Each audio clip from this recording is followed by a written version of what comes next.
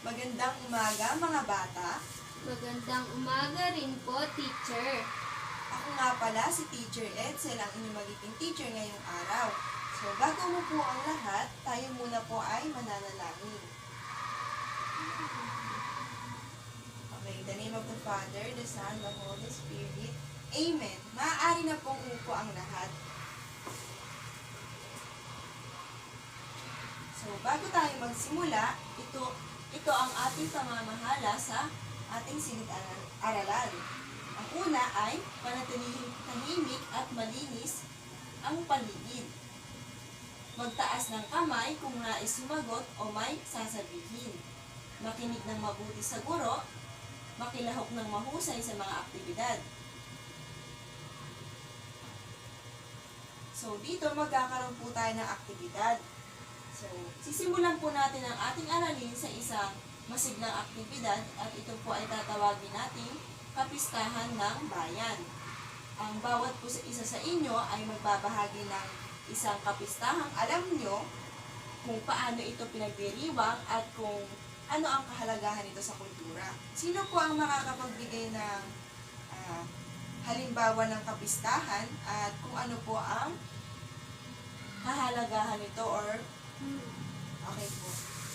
Ano po, yung Sinulog Festival po, Tama. ano po siya, mahalaga po siya at pinagdiriwang po siya na para po sa pagpapaalala po kay Santo Niño. Tapos doon po ay merong sayawan po at saka pagpaparada. Tama, Jamaica. Mahusay. Okay. Ngayon, ito na ang ating tatalakayin. Ang tatalakayin natin ngayong araw ay ang pagdiriwang ng mga kapistahan. Ang kapistahan ay isang espesyal na okasyon o pagdiriwang na isinasagawa ng mga tao upang gulitain, parangalan o ipagdiwang ang isang mahalagang pangyayari. Katulad na lang ng santo o tradisyon.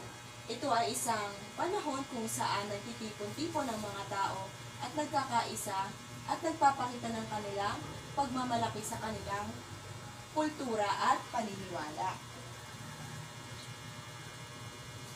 So, ang una nating halimbawa ng kapistahan ay ang Sinulog Festival. Katulad na lang po ng sinabi ni Ate Jamaica. So, ang Sinulog Festival po ay pinagdiriwang ito tuwing Enero.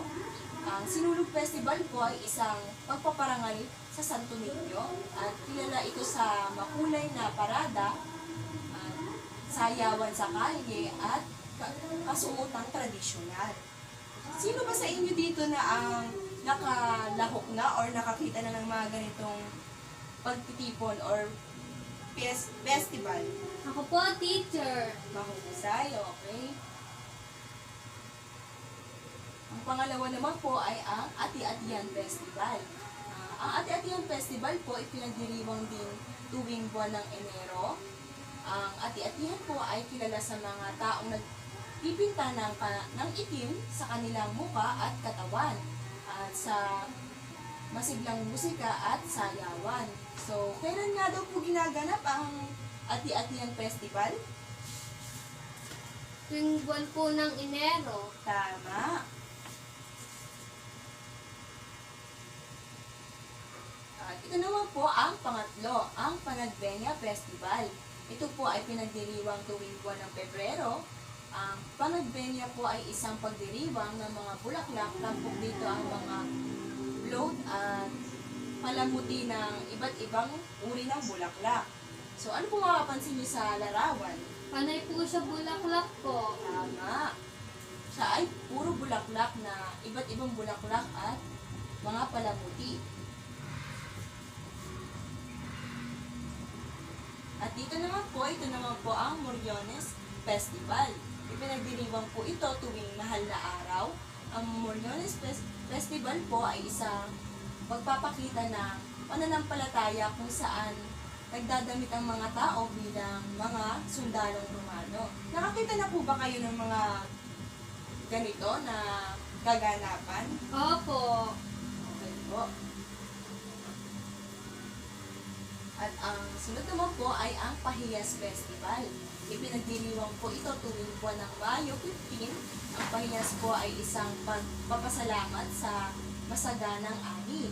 Ah, pina, ah, pina, pinamamalut, ano to? Dito daw po ay nagpapakita ng makukulay na pic na mga kasuotan at mga produktong agricultural. So, meron na po ba sa inyo nakalahok sa ganitong pagdiriwang? Wala pa po, teacher. Wala pa po.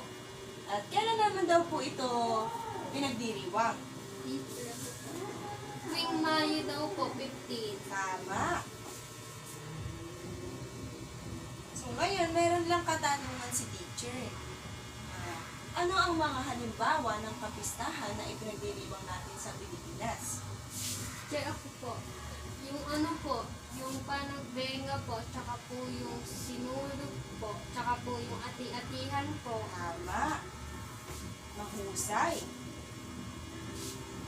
At ang pangalawang tanong naman ni teacher, bakit mahalaga ang pagdiriwang ng mga kapistahan sa ating kultura? Teacher, ako po. Okay po. Kasi po, nakagawian na po natin, tsaka po ito po yung ginagawa natin para po mapahalagahan po yung isang bagay. Tama. At ngayon naman, magkakaroon tayo ng aktibidad. Tinatawag ito na slogan at poster, na ang paksa ay ang pagdiriwang ng mga kapistahan o celebrating festival.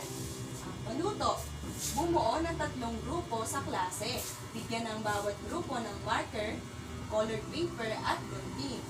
At ang pamamaraan naman po ng gawain ay ang bawat grupo po ay gagawa ng isang poster na nagpapakita ng kahalagahan ng pagdiriwang ng mga kapistahan. At kailangan din po itong may slogan. At pagkatapos po nun, ipapakita po at ipapaliwanag po ng bawat grupo ang kanilang ginawa sa klase.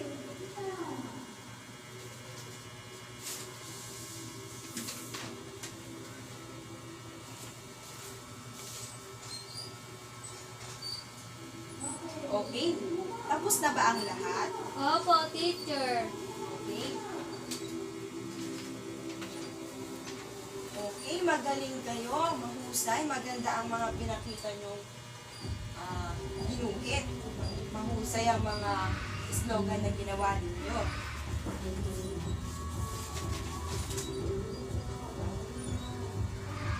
So ngayon, may katanungan ulit si teacher kung nakinig talaga kayo sa pinag-aralan natin kanina. Bakit kailangan natin respetuhin ang iba't ibang kapistahan kahit hindi naman tayo nakikiisa? Teacher, ako po. Okay, Jamaica? Dahil po may pagkakaiba-iba po tayo ng tradisyon at kinautulian, kailangan po natin itong respetuhin. Tama, napakahusay. Paano natin maipapakita ang ating pagmamahal sa ating mga kapistahan? Opo. Ano po? Makikilahok po tayo sa kanila. Tama, tayo ay makikilahok kahit hindi naman natin ginagawa yun or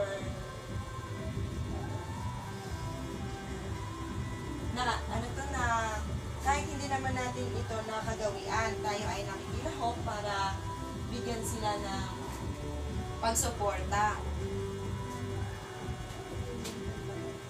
So ngayon,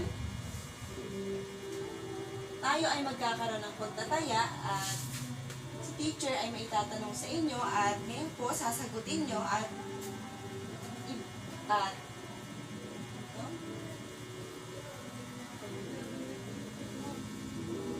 pag nagtanong si teacher, isasabihin nyo lang po yung titik ng tamang sagot. Okay, number 1, alin sa mga sumusunod ang kapistahang pinagdiriwang sa Cebu bilang pagpupugay kay Santo Niño? Opo. Letter B po. Tama, ito ay ang Sinulog Festival.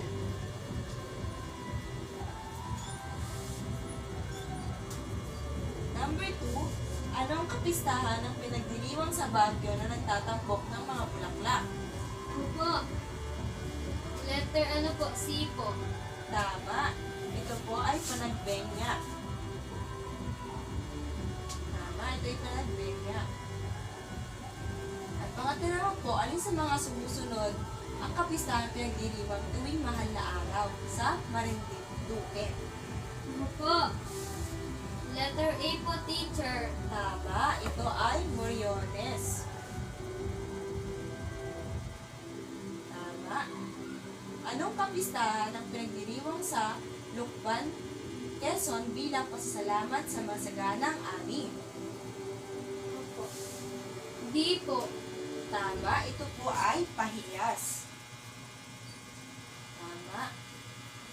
At ang huli naman po, bakit mahalaga ang pagdiriwang ng mga kapistahan sa Pilipinas? Letter B po. Tingnan natin. Tama. Letter B, para ito ay ipakita ang ating mga kultura at tradisyon.